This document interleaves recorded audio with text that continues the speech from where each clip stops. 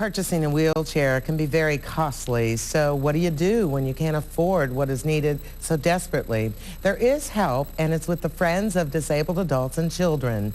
Joining me is President Chris Brand and Walk and Roll host Mike Cavanaugh.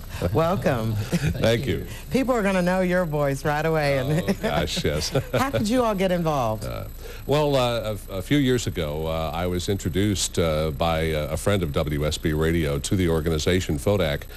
It had done some very dramatic work for this man's grandson and gave him the mobility through a motorized wheelchair. And so you want to talk about expensive, a motorized wheelchair? Oh, yeah. And they did a remarkable job, not only getting the young man a wheelchair, but custom fitting the chair to the young man and constantly updating that. And it was just a remarkable thing to see this young guy get mobility in his life for the first time, and you see that awakening in their eyes and how they now feel empowered to be more independent.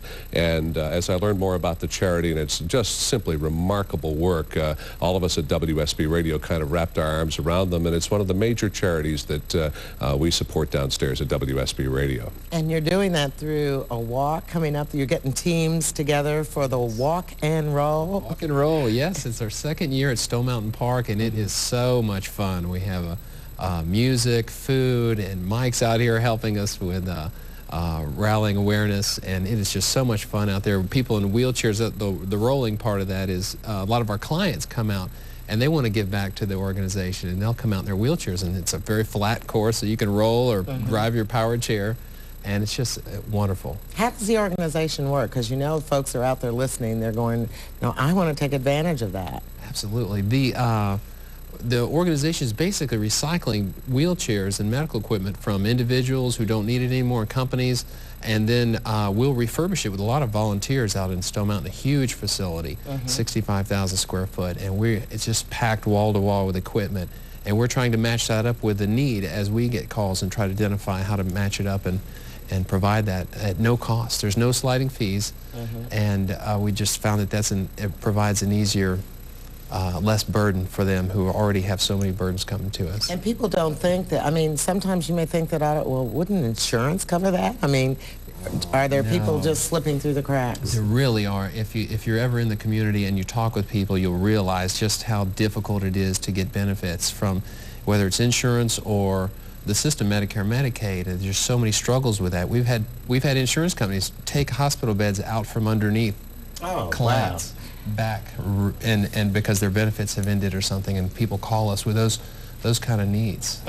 So what's the average cost? You know, he was talking about the motorized wheelchair. What would be the average cost for something like that? It's amazing. They run anywhere especially from custom fitted. $6,000 to $26,000. Oh my goodness. So $6,000 to $26,000 for a person, and there are families who will buy those for their children who can afford them, and but they'll outgrow them, and they need another one. And a lot of the children need us for those reasons. We have a lot of therapy aids that cost thousands of dollars, standers, feeders, different types of things that we can pass on to people who need them so much. So you just gave the wish list. What's the biggest need right now?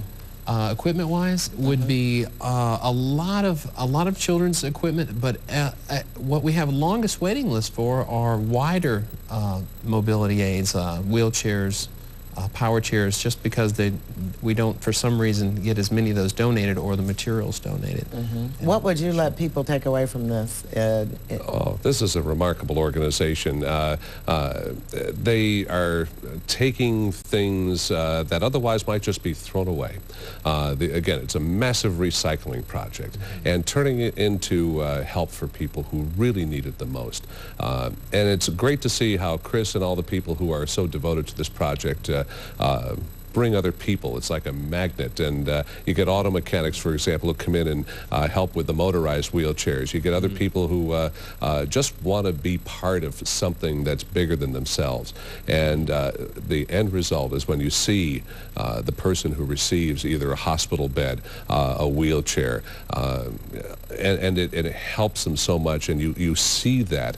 And I got to tell you, it's one of the greatest feelings in the world to see that you've helped somebody so directly. correctly. And it's just a remarkable, remarkable thing. And for this walk and roll coming up on April 29th, it's one of the most remarkable sights you've ever seen, Jocelyn. You see people like myself, we have our legs. And then you see an equal number of people, if not more, in wheelchairs. And to see those things side by side, it's the most unique walkathon I have ever witnessed in my life. And I got to tell you, it's a very emotional day for me. It's a wonderful, wonderful thing.